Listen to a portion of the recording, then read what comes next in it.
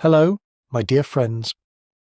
You're not prepared for how filthy Tudor London truly was, especially for its women. Hidden routines inside cramped wooden homes reveal habits no one today would dare imagine. Every corner of the city carried a scent that shaped their lives in ways both unsettling and strangely ordinary.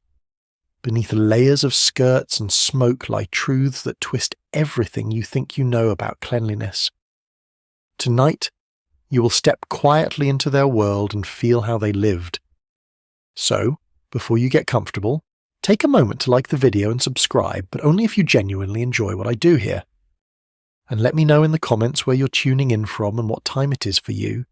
It's always fascinating to see who's joining us from around the world. Now, dim the lights. Maybe turn on a fan for that soothing background, and let's embark on this journey together tonight.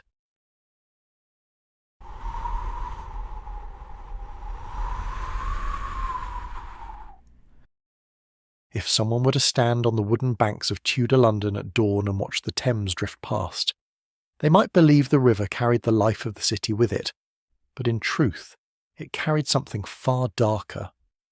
The water looked calm from a distance, a soft grey ribbon sliding through the heart of the capital, yet every inch of it was thick with the waste of a growing population that never paused to consider what they were pouring into it. Women came to the river with baskets of clothes, bending over the edge to wash garments that had already absorbed the odours of smoke, sweat, and cramped living. They scrubbed linen in water that shimmered with traces of ash, floating pieces of straw, and the slick film left behind by the butcher's stalls upstream. Few questioned what lay beneath the surface, because the river had always been there, and habit made it easy to treat it as a tool rather than a danger. Nearby, market stalls sent their refuse directly into the water. The remains of animals, the softer parts that could not be sold, were tossed in without hesitation.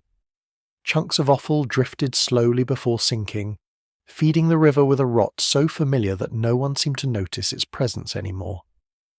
The stench that rose from the water moved through the city like a quiet fog, settling on clothing, walls, and skin. Women who lived close to the riverbank learned to ignore it, convinced that unpleasant smells were simply part of city life. Many washed their clothes believing that the movement of the water meant cleanliness, even though what soaked into the fabric was little more than a mixture of mud, decay, and human waste.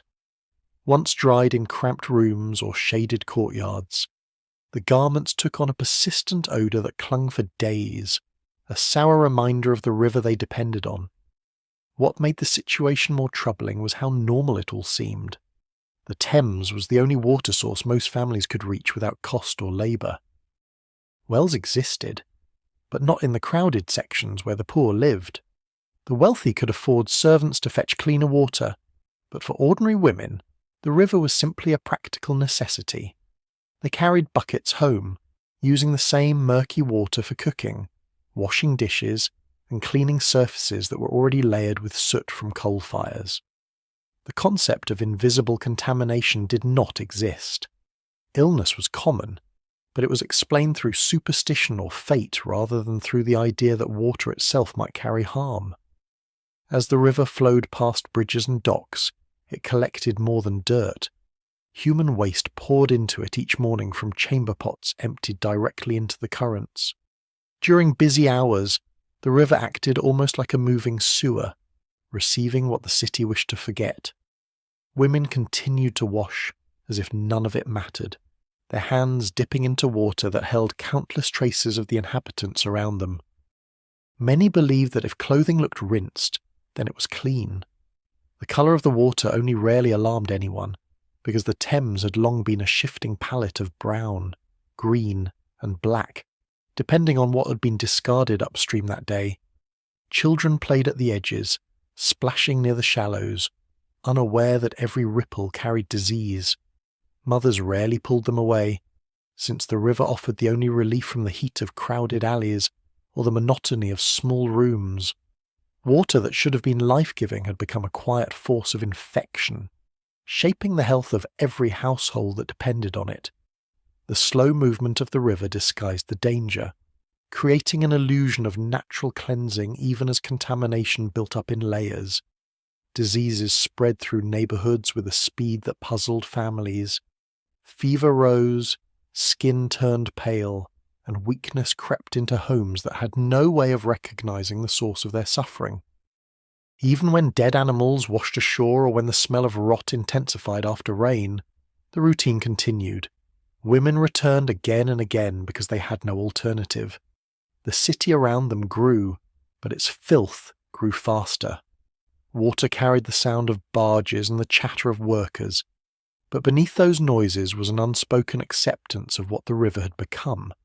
No one expected better, and no one imagined the possibility of cleaner water. They lived in a world where appearance mattered more than truth, where wet fabric felt like progress, even if it came from a river filled with decay. Over time, the Thames shaped not just hygiene habits, but also expectations. Women learned to ignore the film left on their skin after washing. They learned to live with the knowledge that their clothes never smelled fully clean. They learned to accept the heaviness of sickness in their homes, because it blended so easily into the city's daily life. The river defined their routines and, in many ways, their health. It was a quiet teacher, reminding them that survival did not mean safety. It meant living with whatever the city provided, even when what it provided carried invisible dangers that touched every corner of their lives. The river that seemed so essential had long been poisoning the very people who depended on it. Yet the habits formed around it pushed women deeper into routines that harmed them more than they understood. And something even more unsettling waited beyond the river's edge, settling on their skin long before they realized it. The air of Tudor London carried a darkness that never truly lifted, a quiet heaviness that drifted through the streets and settled onto every person who stepped outside. The source of this weight was the coal burned endlessly inside thousands of homes, a fuel chosen not because it was clean, but because it was cheap and powerful enough to warm the small rooms where families slept and worked. From the moment women opened their doors each morning, a faint layer of soot pressed itself onto their faces with an ease so natural that many stopped noticing it altogether. The city breathed coal with every sunrise, and its people breathed it with the same quiet resignation. Inside the narrow homes where most women lived, the hearth rarely stopped burning. Flames licked at the coal in a constant effort to fight the cold that slipped in through cracks in walls and floors. Without chimneys built to carry the smoke away, the fumes drifted upward in slow swirls, filling the room before creeping through open doorways into the hallway beyond. Women inhaled this smoky air while preparing meals, warming water, or rocking infants who coughed more often than they slept. Their skin grew darker each day, though not from sun or time, but from the invisible dust that floated through every corner of their homes.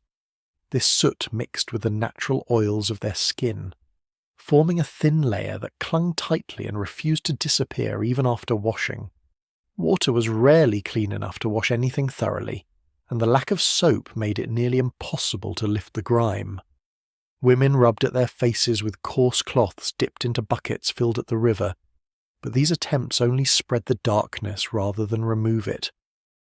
When they looked at one another in the dim light of morning, they saw the same grey haze on each face, a shared mark of the city that shaped their lives in silence.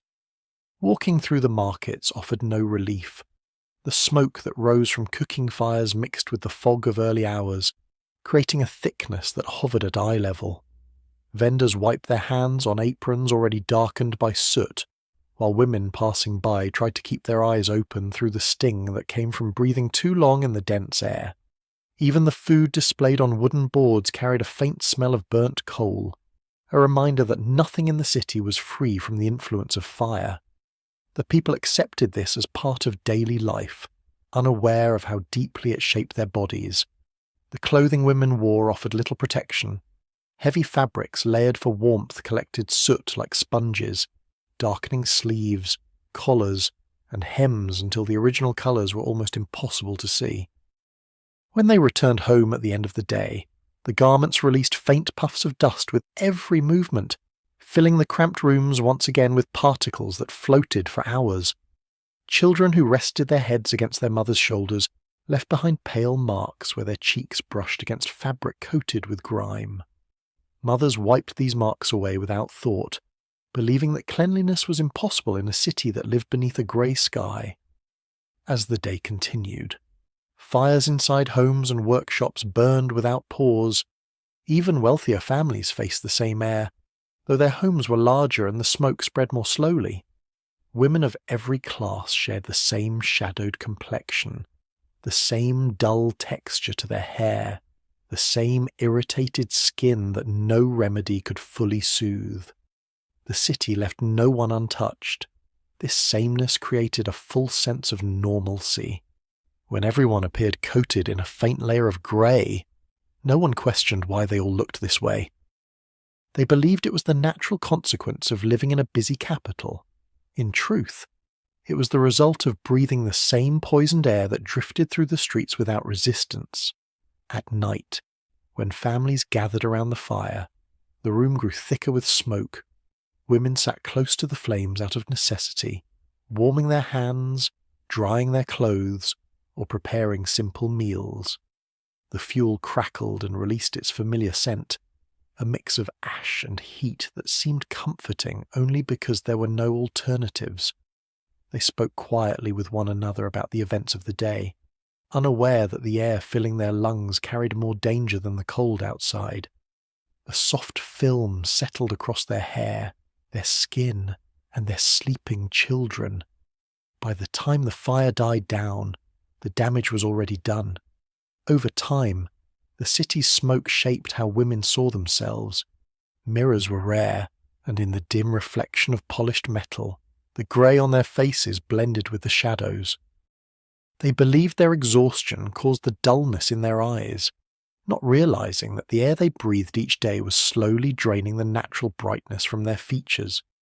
The cycle continued without interruption. Fires burned because they had to. Women worked because they had to. The city exhaled its dark breath into every home, and the people inhaled it without question. Living beneath this constant haze taught women to accept discomfort. Their skin cracked more easily. Their hair became coarse. Their hands carried a roughness that no oil could soften. These changes happened so slowly that they blurred into the rhythm of daily life. The coal smoke did not arrive with force. It arrived quietly, drifting through windows, slipping under doors, settling onto shoulders with the gentleness of dust. Yet its impact shaped every woman who walked the streets of London, embedding itself into their routines until it became impossible to imagine life without it. The soot that coated their skin seeped into their lives with a steadiness they no longer questioned. Yet the loss of true cleanliness pushed them toward habits that offered only the illusion of care. And in the shadows of the city's packed streets, something once vital disappeared so completely that women had to change how they cleansed themselves. Public bathhouses in Tudor London faded from daily life not through a sudden collapse, but through a slow decline shaped by fear, rumour, and the growing belief that cleanliness itself had become dangerous.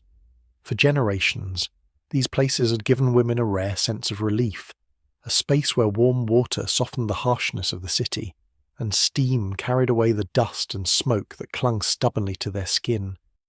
Yet as warnings began to spread about sickness moving through shared spaces, those same bathhouses transformed from havens into threats, and doors once open to anyone seeking warmth gradually closed without promise of reopening.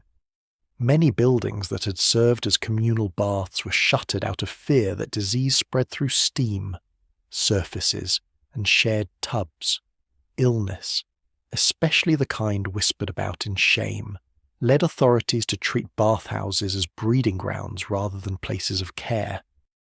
Women who had relied on these spaces found themselves staring at locked doors marked by boards or crude notices, each sign reinforcing the idea that what had once been a source of health had become a path to danger. The closure created an immediate void in their routines, forcing them to improvise in homes unequipped for proper washing. Inside cramped rooms shared by entire families, privacy barely existed. Most households lived in a single space that served as kitchen, bedroom, and living area. Washing the body fully became an impossible task in places where fires burned low to conserve fuel and cold seeped in through cracks in walls. Instead of bathing, women dipped cloths into basins filled with water that had sat overnight, often gathering dust or a faint film from the bucket itself. They wiped their arms, necks, and faces, hoping to remove what dirt they could, yet the gesture felt more symbolic than effective. Water used for these clothes rarely came from a clean source. Many families relied on water carried from the river, water that held traces of mud, refuse, and whatever had been discarded upstream. Women wrung out the cloths and pressed them against their skin, feeling the cold shock followed by a temporary sense of relief. But as the cloth dried and the water evaporated, a faint residue remained, a reminder that the cleanliness they sought was always partial. Dust settled quickly inside these crowded rooms, and without the warmth or privacy needed for fuller washing, women found themselves repeating this process day after day without meaningful improvement. Over time, their bodies bore the marks of this shift. Skin once softened by warm baths grew rough and irritated. Coal dust embedded itself into pores that never fully opened beneath cold cloths. Hair became heavy and dull, absorbing the smoke of cooking fires and the dampness of rooms shared by too many people. Combs snagged on tangled strands, breaking hairs that once responded easily to care. Women pinned their hair tightly or covered it beneath layers of cloth, creating the appearance of neatness even as discomfort lingered beneath the surface. The loss of bathhouses also altered how women moved through their daily environments. Crowded markets forced them shoulder to shoulder, and each woman carried the scent of her home with her. Smoke from hearth fires blended with the faint sourness of damp cloth and the dull smell of unwashed skin. None of these odours surprised anyone. In a city that smelled of fish left too long on the table, ale spilled across cobblestones, and drains that discharged directly into the river. Personal scent dissolved into the larger atmosphere. Complaints would have been meaningless in a place where every breath carried layers of decay. Night offered no comfort either. Women lay beside husbands, children, or relatives, feeling the stickiness that accumulated on their skin throughout the day. The warmth of shared bodies felt less comforting when it intensified the sensation of grime beneath clothing. Breath hung in the cool air, mixing with the smell of the room as seams of fabric trapped the day's dust. Wiping themselves with cloths brought small relief, but the cloths dried quickly and grew stiff from minerals and residue in the water. By morning, the skin felt unchanged, ready to face another day of smoke, dirt, and improvised washing. For many women, the closure of bathhouses meant the loss of rare moments of solitude. Communal baths had once offered more than warmth. They offered quiet. They offered a pause from the demands of children and the closeness of daily living. Without them, the day stretched unbroken from morning to night, leaving women with fewer opportunities to care for themselves in ways that felt meaningful. Their reflections on polished metal lacked the softness that warm water had once brought to their features, and they felt the difference each time they touched their own skin. The city continued to swell with people, but the spaces meant for cleanliness did not expand with it. Instead, they vanished, leaving women to create new habits shaped by necessity rather than comfort. Cloth became their primary tool, a fragile substitute for the bathing they once knew. They adapted not because they desired these methods, but because they had no alternatives. Complaints rarely escaped their lips. Resignation filled the space where comfort once lived, turning daily routines into quiet acts of endurance. Each passing week deepened the distance between women and the sense of cleansing they once experienced. Wiping replaced bathing. A damp cloth replaced warm water. The memory of steam filling a room faded into a fragment of the past. Eventually, these improvised habits became normal, repeated with steady acceptance even as discomfort grew. Skin carried layers of residue. Hair held the scent of smoke. Bodies felt heavy beneath fabrics meant for warmth. Yet life continued, and women followed their routines with the same determination that shaped their survival in every corner of the city. The disappearance of communal baths removed one of the few sources of true relief women once had access to. Yet this absence pushed them toward rituals that masked their discomfort rather than easing it. And within the narrow alleys that cut through the city, another necessity waited to strip away the last traces of dignity from their daily lives. Dark alleys carved between the crowded buildings of Tudor London carried a weight heavier than shadows. These narrow spaces served not as shortcuts or quiet resting spots, but as the places where women relieved themselves because no toilets existed in the homes or streets around them. The city grew without planning, without the infrastructure needed to support its people, and women bore the brunt of this neglect each time they stepped into these cramped corners. There was no privacy except the dimness of the alley walls, no comfort beyond the brief moment of relief, and no alternative for those who lived in districts where every room was taken and every doorway opened into a space already too full. The lack of proper sanitation forced women to navigate their needs with quiet urgency.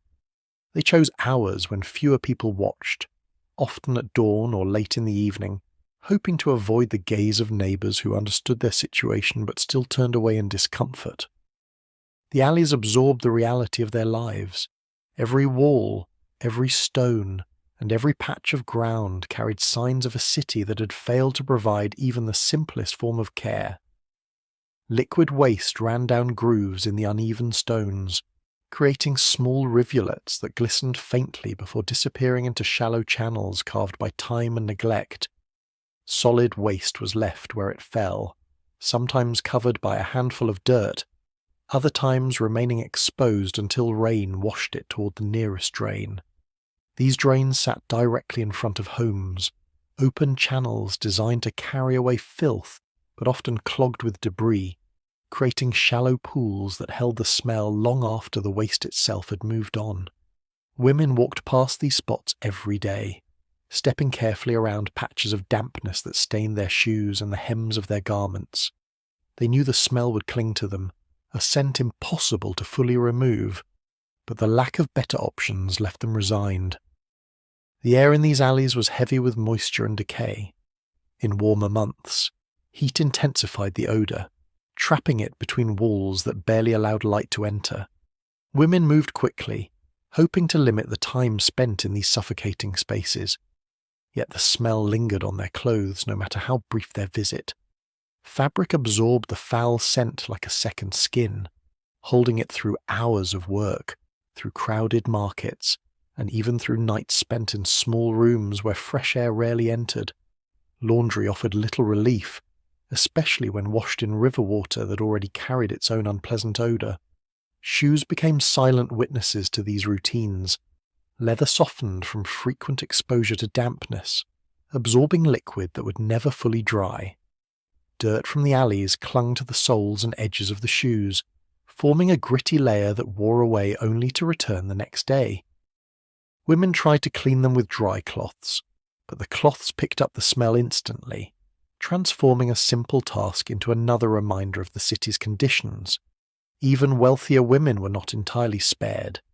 Though their homes offered more privacy, many still walked through areas where the scent rose from the ground with every step, filling the air with a bitterness that lingered at the back of the throat. The alleys influenced more than surfaces and fabrics. They shaped how women thought about their own bodies, creating an undercurrent of embarrassment that followed them through daily routines. Relief became something carried out in haste, in silence, in places where shadows offered the only hint of dignity. Women who lived in tightly packed houses knew that using pots indoors meant carrying them into the streets later, a chore that felt no less humiliating than stepping into an alley.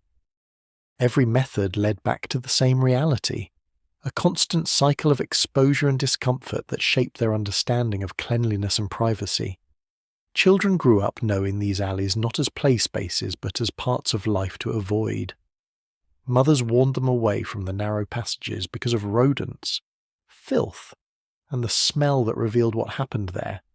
yet children still passed by out of necessity, holding their breath and rushing through while clinging to skirts that already carried scents absorbed from countless days in the city. The presence of waste became something ordinary, something they learned to ignore until it settled so deeply into their senses that they noticed it only when it grew stronger than usual. During heavy rain, runoffs from these alleys flowed into wider streets, spreading the odour into the markets where women sold goods or purchased food. The smell became so familiar that it blended with the scents of fish, old wood, and burning coal. Women accepted this as another of the city's unavoidable burdens, believing that hardship itself was woven into the fabric of London. Any attempt to clean the alleys proved temporary, washed away by the next day's needs. The lack of infrastructure left every effort undone, reinforcing the cycle that trapped women in routines that damaged their bodies and their sense of comfort. Women found themselves adjusting their movements to minimize the effects of the alleys on their clothing. They walked with care, lifting their skirts slightly to avoid deep puddles or trickling streams, but no amount of caution could keep the odours from rising. The fabric closest to the ground absorbed whatever it touched, holding it like a memory imprinted on cloth. When they returned home, the smell followed them through the doorway, filling the small room until it blended with the scent of smoke and damp air. It became part of their daily environment, a constant reminder of a city that offered them little in return for their endurance. Over time, these alleys shaped more than hygiene. They shaped the rhythm of life itself. They dictated when women left their homes, how long they stayed outside, and which routes they used to avoid the most polluted spaces. They created a sense of caution that spread into every movement, turning simple tasks into quiet calculations. Relief became something that had to be planned, hidden, and accepted with resignation. The alleys offered no comfort, no privacy, and no sense of dignity, yet they remained the only option for countless women navigating a city built without thought for their needs. The reliance on these alleys stole from women their most basic sense of bodily dignity, yet hiding their needs in shadows only deepened the habits that forced them to endure discomfort rather than find relief. Something awaited beneath the heavy folds of their clothing, a slow-growing burden that would cling to their bodies far more tightly than any smell of the streets. Layers of clothing defined the daily lives of Tudor women, not as a matter of fashion alone, but as a practical necessity in a city where cold air slipped in through every crack and draught. Heavy skirts hung from their waists in thick folds, forming a barrier against the chill yet creating an unexpected burden. These layers trapped heat around the lower body, holding moisture close to the skin and preventing sweat from evaporating. Each day, the combination of work, movement, and constant exposure to smoke filled their garments with warmth that had nowhere to escape. The heaviness of the fabric weighed on them quietly, shaping their posture and every movement they made. Under the skirts, linen undergarments were meant to provide a thin separation between the skin and the heavy wool or coarse cloth above. Yet these linen layers, often worn for weeks without being changed, absorbed sweat and held it. The material clung to the body as the hours passed, growing damp throughout the day and cold again at night. Washing linen frequently was a luxury very few could afford, not only because of the labour required, but because clean water was scarce. Women dried these garments near hearths or in cramped rooms, but the dampness rarely left completely. Instead, the cloth stiffened as it aged, holding the remnants of sweat, smoke, and the faint scent of the river water used in washing. Sitting in closed rooms made the discomfort worse. Windows remained shut to preserve warmth or to keep out the smell of the streets, and the air grew stale.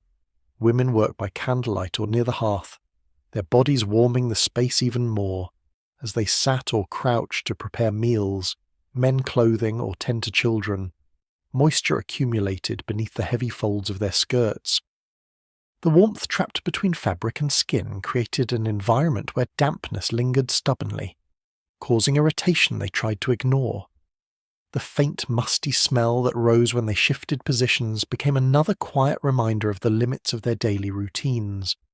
The weight of the skirts also shaped how women moved through the city. Each layer brushed against the other, creating friction that warmed their skin and intensified the dampness beneath. When standing for long hours at markets or walking long distances across uneven streets, the lower body grew warmer still. Sweat collected beneath the layers, moving slowly through the linen and deeper into the fabric above. Women felt the dampness gather as the day progressed, yet they continued walking, knowing that the heaviness of their clothing was something no one had the luxury to escape. The lack of frequent washing made the situation worse. Without access to fresh water and without private spaces to care for themselves, women relied on wiping rather than bathing. They pressed damp cloths against their skin, hoping to remove some of the discomfort that lingered beneath their skirts. But the relief was temporary, fading as quickly as the cloth dried. The sweat trapped in the linen undergarments remained, spreading its scent through the fabric and becoming more noticeable each time they entered closed rooms. Those who worked in kitchens felt it even more strongly, as heat from cooking fires mixed with the warmth trapped beneath their clothes. During colder months, the moisture froze into a different kind of discomfort. Damp linen against the skin chilled the body, causing small tremors that women tried to hide. They sat closer to fires, hoping the heat would dry the fabric, but the warmth only created more condensation beneath the layers. The cycle repeated endlessly, a quiet reminder of how limited their choices were. Dryness was rare, and true cleanliness was almost impossible to achieve. The environment of London made everything worse. The city carried a constant dampness, especially in homes built close together, where air barely circulated. When women hung their clothes indoors, the fabric never dried fully. It absorbed the moisture of the room, holding on to scents of smoke, river water, and the closeness of too many people sharing the same space. The lower folds of their skirts dragged against floors that were rarely clean, picking up grit and grime that mingled with the dampness beneath. Each step added another layer of discomfort, another reminder of how daily tasks wore down their sense of ease. Over time, the combination of heavy fabric, trapped heat, and rarely washed linen shaped how women felt about their own bodies. They grew accustomed to the constant dampness, convincing themselves it was simply the nature of living in a city shaped by cold, smoke, and limited resources. The musty smell that rose from beneath their skirts became a familiar companion, an unspoken reality that no one acknowledged openly. Women learned to move through their days carrying the weight and warmth of their clothing without expecting relief. In private moments, they may have tried to shake out their skirts or air them near windows, but the fabric held onto moisture too deeply. The folds and layers that protected them from the cold also concealed the discomfort that rubbed against their skin with every step. As darkness fell and candles burned low, the same dampness settled again, untouched by the brief attempts to refresh themselves. Morning brought no improvement, only another day of moving through the city with moisture clinging quietly between fabric and skin.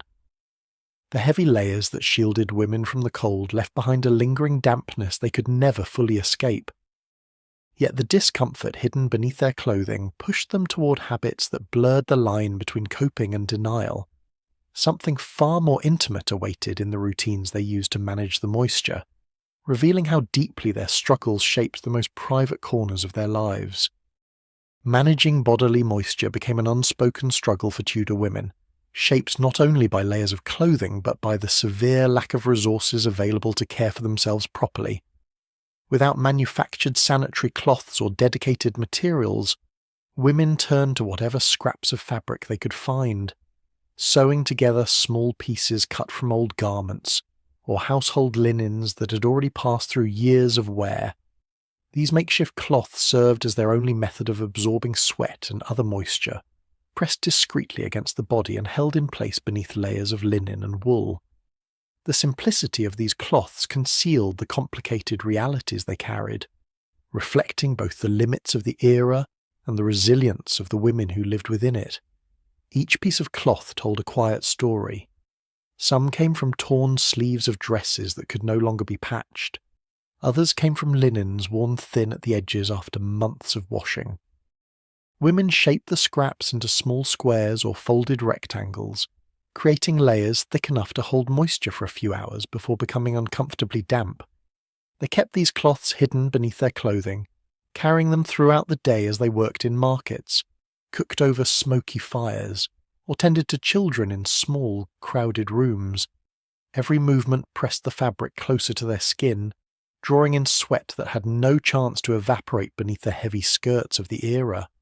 Washing these clothes posed its own challenges. Water needed for bathing or cooking was already scarce, leaving little room for repeated cleaning of small items. Women typically rinsed the cloths in whatever water they had available, most often fetched from the river. The water carried mud, waste, and invisible organisms that no one at the time understood. The clothes absorbed this water easily, taking on its scent and residue before being wrung out and hung to dry. Because sunlight could not always reach the cramped alleys or overcrowded rooms, women often dried the cloths in shaded spaces or indoors, where the lack of warmth slowed the drying process. Dampness lingered in the fabric long after the clothes were removed from their drying spots. The texture stiffened over time, the fibres tightening from repeated exposure to river water, smoke, and the oils of the skin. Women softened the cloths with their hands before placing them back beneath their skirts, hoping to reduce the discomfort caused by friction. Yet no amount of smoothing could remove what had seeped into the material over days and weeks. The clothes carried traces of grime that clung stubbornly to the fibres, ready to return to the skin each time they were used. The risk of infection grew quietly in this cycle. Without knowledge of bacteria or the importance of sterilization, women reused these cloths again and again, believing they were clean simply because they had been rinsed. The damp fabric created a warm environment against the skin, allowing irritation to grow slowly. Over time, small rashes appeared, accompanied by discomfort that women dismissed as consequences of heat or physical labour. Only when the irritation grew painful did they consider replacing the cloths, yet replacements required fabric they often could not spare. The heavy clothing of the era increased the strain. Sweat gathered beneath the layers, and the cloths had to soak up more moisture than they were designed to hold. Women shifted in their seats to ease the discomfort, but the clothes remained damp against their skin no matter how often they were adjusted. Sitting for long hours in closed rooms made the situation worse. Heat radiated from hearth fires and bodies pressed close together, pushing the moisture deeper into the fabric and intensifying the musty smell that rose each time they moved. Privacy for changing these clothes was almost impossible. Homes held entire families in a single room, and women learned to change their clothes quickly, turning away or shielding themselves with whatever fabric they could find. The act became a quiet ritual, carried out with efficiency and resignation rather than relief. Cloths stiffened from repeated use offered little comfort, and the knowledge that they had no better alternatives added a quiet weight to the task. The discomfort followed them through each day, shaping their routines and influencing how long they stayed seated, how far they walked, or how often they returned home. Women found ways to cope because they had no choice. Some folded extra layers into the clothes for added thickness, though this increased the difficulty of drying them. Others rubbed the cloths with herbs or crushed leaves to mask the smell, unaware of how much bacteria still lingered beneath the surface. In moments of exhaustion, they tucked the cloths into their skirts without fully drying them, the urgency of their tasks leaving no time for proper care. Each small compromise added to the growing risk, building a cycle of irritation and infection that spread quietly across their bodies. These humble cloths represented both necessity and vulnerability. They held moisture, discomfort, and the unspoken truths of a city that offered women no clean water, no privacy, and no safe alternative for personal care. Each reused scrap bore silent witness to the resilience of those who relied on them, women who endured daily discomfort while navigating the demands of crowded homes and the constant pressures of survival. The The clothes they reused absorbed more than moisture, carrying traces of a city that lived in constant poverty and neglect. Yet their reliance on these scraps pushed them toward routines shaped by need rather than true care. Deep within their homes, another source of discomfort waited each day in the narrow spaces where cooking fires filled the air with heat and smoke. Cooking was an unavoidable part of every Tudor woman's day, yet the act itself brought a new layer of discomfort that blended quietly into the routines of survival. Kitchens were rarely separate rooms. Most homes condensed cooking, sleeping, and living into a single small space, forcing women to prepare meals only a few feet away from the beds where their families slept and the corners where they stored their belongings. Fires burned low in makeshift hearths built into the walls, but without chimneys to guide the smoke or carry the heat upward. Everything released by the fire drifted freely into the room. Women stood close to the flames, stirring pots and turning meats in the air so dense with heat and grease that it clung to their skin with every breath. The moment food began to cook, fine droplets of oil rose from the pot, drifting upward in slow spirals that caught the light before settling on whatever surface stood nearest. Hair absorbed these droplets first. Women often kept their hair tied back or covered, but the coverings were thin and the oil seeped through easily. Over time, the strands became heavy and sticky, forming clumps that refused to separate no matter how often they combed them. The texture thickened with each passing day, a mixture of sweat, smoke, and grease merging into a coating that felt almost waxy beneath their fingers. Washing the hair was a rare luxury, and even when attempted, river water and damp cloths offered nowhere near enough cleansing power to lift the build-up that had accumulated through weeks of cooking. Grease did not spare the face either. Standing close to boiling pots filled the air with warmth that settled directly onto the skin, opening pores and drawing oils to the surface. Women wiped their faces with the backs of their hands or with pieces of cloth they kept nearby, but the relief lasted only moments. The heat returned as soon as they leaned toward the fire again, and the skin grew slick with a shine that caught the dim light of candles or hearth fire. The combination of soot from burned fuel and droplets of oil from cooking formed a thin layer across the face that darkened the skin tone even further, blending into the subtle haze already left by the city's polluted air. The confined nature of these rooms worsened everything. With no ventilation, the heat stayed trapped indoors, rising from the floor and collecting near the ceiling. Women felt their faces grow warm and damp as they cooked, their bodies reacting to the intensity of the fire despite the cold that pressed in from outside. Garments worn during cooking absorbed the same mixture of oil and heat, creating stains that spread across the fabric. Aprons stiffened after repeated exposure, holding on to the scent of oil and smoke long after meals were finished. Even the walls of the room bore evidence of endless cooking, their surfaces darkened with layers of grime that spread outward from the hearth. Children played nearby, breathing in the dense air, and husbands sat close to the warmth without considering how much the environment shaped the state of the home. Women remained the closest to the fire, stirring food, lifting lids from pots, and bending forward to inspect the progress of each dish. Every movement placed their faces within the direct line of steam rising from the pot, adding to the persistent shine that clung to their cheeks and foreheads. When meals ended, the heaviness in the air lingered, refusing to dissipate even as windows cracked open for a brief moment to allow the cold wind inside. Removing the grease from skin became another daily challenge. Cloths already worn from wiping sweat and absorbing moisture did little to remove the oil. Instead, they spread it across the surface of the face, leaving behind a thin sheen that returned with the next meal. The sensation of constantly being coated in something sticky and warm became normal, an unspoken reality of life in a home where fires never stopped burning and meals had to be prepared no matter how thick the air had grown. Over time, the presence of grease shaped how women recognized themselves. Their hair no longer fell in soft strands but in sections clumped together from the constant exposure. Their skin no longer felt smooth, but carried a faint tackiness that stayed even after wiping. They learned to tie hair more tightly, or cover it with layers of cloth in hopes of minimizing the build-up, but every attempt offered only temporary relief. The environment in which they lived pushed them into a cycle that could not be escaped, a routine that marked their bodies just as surely as the coal smoke outside marked their clothes.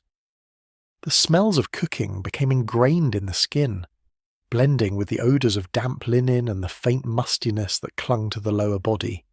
Women moved through the streets carrying the scent of their homes with them, unaware of how deeply the aroma had settled into their hair and clothing.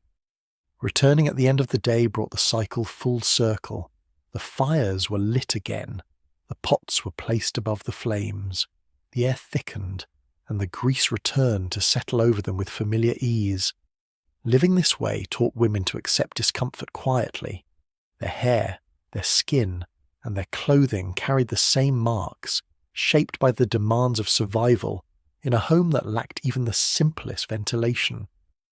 The daily act of preparing meals became another thread in a larger fabric of hardship, binding them to routines that changed their bodies as much as they fed their families. The grease that settled onto their hair and skin lingered far beyond the hours spent near the fire. Yet adapting to these conditions pushed women deeper into habits that blurred the boundary between necessity and neglect. Hidden beneath the folds of their skirts and the shadows of their homes, another problem waited to cling to their bodies with a persistence far harder to ignore. Life inside the heavy clothing of Tudor women created a hidden world where discomfort grew quietly, deep beneath the folds of layered skirts and linen. In a city where damp air drifted through narrow streets and cold seeped into every household, women relied on multiple layers of garments to protect themselves. These layers offered warmth, yet created the perfect environment for something far more troubling. Body lice, small and relentless, found refuge in the spaces where fabric pressed closest to the skin. Warmth, moisture, and darkness formed a combination that allowed them to thrive in places women could not easily see or reach. Day after day, they lived close to the body, spreading quietly in areas where the fabric never truly dried. The waistband of skirts became the first hiding place. Cloth tied tightly around the waist trapped heat against the skin, forming a warm band that invited lice to gather. The insects settled there, feeding in small clusters that women often did not notice until the itching grew impossible to ignore. The sashes and cords used to secure skirts added another layer of fabric where lice could hide. When women loosened these ties at night, they sometimes felt a faint movement beneath the clothing, a sensation that blended into the constant discomfort of a long day. The sides of the torso offered similar shelter, fabric pressed tightly against the ribs, creating small pockets of warmth where lice nestled. Women shifted throughout the day, unaware that these movements disturbed the insects only long enough for them to settle again in a slightly different place. As the heat of cooking fires or crowded rooms intensified the temperature beneath their skirts, the insects became more active, crawling across damp skin in slow, irritating motions. Without mirrors or proper lighting, women could not see what lived against their bodies. They recognized only the persistent itching that grew stronger with each passing week. The lower back and spine formed another favored location. When women bent forward to stir pots, wash clothes, or gather items from low shelves, the fabric pulled tight against this area, pressing lice closer to the skin. The insects gathered in small groups, hidden beneath the folds of undergarments and outer skirts. As sweat collected in these areas, the warmth increased, allowing lice to multiply. Women often attempted to scratch the itch through the fabric, yet the layers blocked any meaningful relief. Their hands moved over wool, linen, and coarse cloth, aware of the sensation but unable to reach the source. The weight of the clothing made detection even harder. Heavy skirts brushed against the skin with every step, masking the movements of lice crawling beneath. The constant friction blended with the subtle tickle caused by the insects, creating confusion about what sensations came from the garments and what came from the creatures living beneath them. Even when women sensed something was wrong, The lack of privacy and resources made investigation difficult. Homes were too crowded for them to undress fully during the day, and candlelight at night offered too little brightness to reveal the truth. Laundry provided no solution. Clothes washed in river water carried dirt and filth that clung to the fibres, offering even more hiding places for lice. The dampness of London's air slowed the drying process, leaving garments slightly moist each time they were worn again. Lice hid in seams, pleats, and folds, emerging when the warmth of the body returned. Some women attempted to beat their garments against stones or walls in hopes of dislodging the insects, but the effort did little more than shake loose a few while leaving the rest securely hidden. The emotional toll of this infestation grew quietly. Women who scratched too often risked breaking the skin, yet the urge remained constant. Red marks appeared along the waist and ribs, growing deeper with each day spent in damp, heavy clothing. Irritation spread into rashes that stung beneath the fabric, and the sensation followed them even in sleep. The discomfort became something they carried silently, unmentioned but ever present, blending into the wider hardships that marked their daily lives. Some women, desperate for relief, resorted to burning their garments. Fire became a final act of cleansing, a way to destroy the lice that refused to disappear through washing or beating. The flames consumed the fabric quickly, releasing the faint smell of wool and linen mixed with the sour scent of sweat and smoke. Women watched the fire with a mixture of reluctance and relief, knowing that the loss of clothing meant more work ahead. They would need to sew new garments or repurpose old ones, yet the promise of even temporary relief often justified the cost. Burning clothing became a rare moment of control in a life filled with discomfort imposed by circumstances beyond their influence. Over time, lice became just another burden layered beneath the fabric of daily life. Women scratched discreetly, endured quietly, and carried on with the tasks required of them. The weight of their skirts hid the infestation from the eyes of others, but not from their own awareness. The sensation of insects moving against the skin blended into a constant memory that followed them through crowded streets, smoky kitchens, and restless nights. The insects that clung to their bodies fed off the warmth created by the very clothing meant to protect them. Yet enduring this hidden discomfort pushed women deeper into habits shaped entirely by necessity rather than true well-being. Within the cold walls of their damp homes, another burden waited to settle quietly into every garment they owned. Moisture shaped the daily life of Tudor women in ways both visible and invisible, settling quietly into every corner of their homes. London's air carried a constant heaviness, thick with fog that drifted through narrow streets and seeped into the cracks of wooden walls. The mist settled on every surface, leaving behind a cold that clung stubbornly to fabric and skin. Even on days when fires burned through the morning and afternoon, the damp returned as soon as the flames died down. No home, no matter how carefully tended, escaped the touch of the city's moisture. It hovered in the background like a quiet intruder, shaping routines, clothing, and comfort without ever being fully acknowledged. Curtains hanging over small windows absorbed this moisture easily. The fabric grew cold and heavy, its surface cooled to the touch, even after hours spent near a lit hearth. Women brushed against these curtains as they moved through their homes, feeling the chill transfer through the cloth of their sleeves. Each morning began with an attempt to shake out the damp, yet the air outside offered no relief. Fog drifted inside each time the door opened, undoing whatever progress had been made. Beds held the same burden. Mattresses stuffed with straw remained cool long after sunrise, the moisture settling deep within the layers. Blankets that should have offered warmth felt clammy instead, carrying a faint smell that clung to sleep and lingered long after waking. Clothing hung along the walls suffered even more. Women attempted to dry their garments indoors, draping them across chairs or laying them near the hearth in hopes that the warmth might drive out some of the moisture. Yet the fire provided only small circles of heat, and the air surrounding it remained heavy. Garments dried unevenly, one side warm and crisp while the other held onto a cool dampness that refused to disappear. Women touched the fabric repeatedly, searching for signs of dryness, only to find that the moisture had settled deeper into the fibres. Even wool, known for resisting the cold, softened slightly under the weight of humidity, its texture changing day by day. This lingering dampness shaped how women dressed each morning. Pulling on garments that never fully dried meant accepting an initial chill that crept across the skin.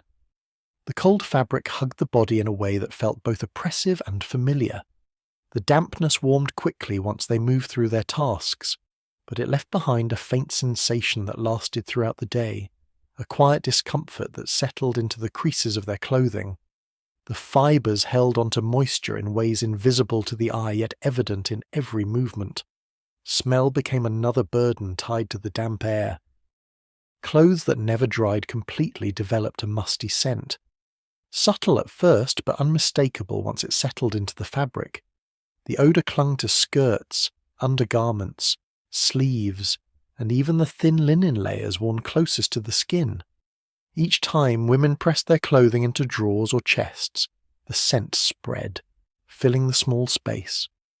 When they dressed, it rose faintly from the cloth and settled around their bodies like another layer they could not remove.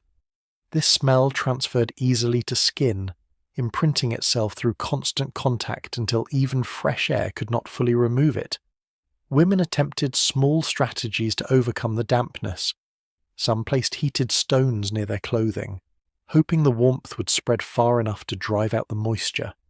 Others hung garments as high as their ceilings allowed, believing the rising warmth from the hearth might help. But homes built from timber and plaster absorbed moisture themselves, releasing it slowly throughout the day. Every corner breathed out the fog that had seeped inside, overwhelming any attempt at drying fabrics. Even open windows provided no solution. The air outside carried the same heaviness as the air inside, offering no true contrast. The presence of dampness affected not only comfort but also health, though few recognized the connection. Skin that stayed pressed against cool, moist fabric grew more vulnerable. Irritations formed along the chest, arms, and legs where the damp cloth sat closest. Women rubbed these areas instinctively throughout the day, trying to warm the skin with their hands. The coolness never fully faded, returning whenever they paused or sat in a room untouched by the hearth's limited heat. Children felt it even more intensely, their small bodies wrapped in layers that never fully escaped the weight of the fog. The rhythm of daily work carried the dampness from room to room. Each step across the floor stirred the moisture that clung to the walls and fabrics. Women cooked, washed, scrubbed, and mended in spaces that held this constant chill. Even in moments of warmth, such as standing near a boiling pot or bending over a newly lit fire, the relief remained temporary. As soon as they stepped away, the familiar coolness returned, settling into their clothing with a persistence that seemed almost alive. In this city filled with fog and narrow dwellings, dampness became a quiet companion that shaped every task. Women accepted it because they had no choice. It settled into the fabric of their homes and their lives, marking them as surely as the smoke that drifted from countless hearths. The moisture that clung to their homes seeped into every garment they wore. Yet living within this constant chill pushed them into routines shaped more by resignation than comfort. Within their mornings, another ritual awaited, formed around the cold water they used to prepare themselves for the day. Preparing for the day in Tudor London often began with a quiet ritual that offered little comfort, but had become a fixed part of daily life. Each morning, women reached for the water stored overnight in wooden barrels or buckets placed near the door or in a corner of the room.